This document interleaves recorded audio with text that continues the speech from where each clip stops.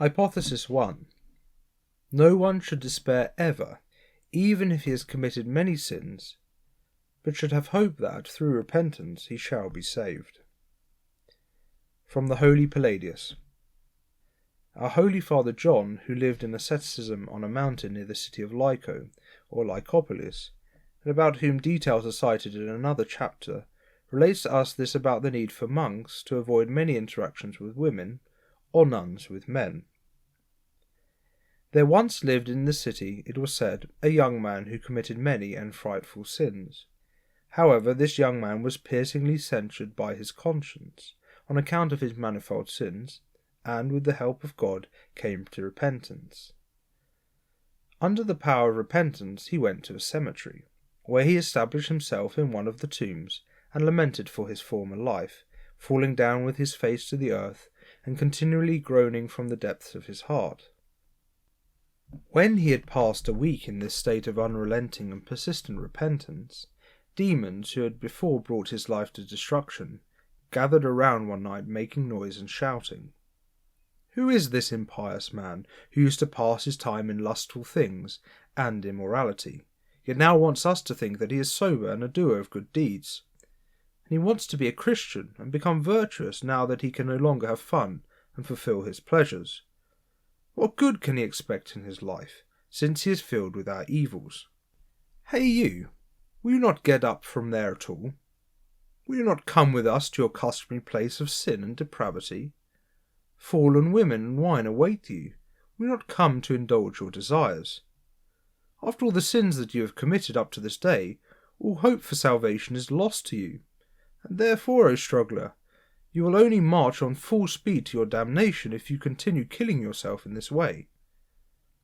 Why are you so intent and in such a hurry to be damned? Whatever transgression that there is, you committed it. Together with us you fell to every sin. Yet now you dare to flee our company?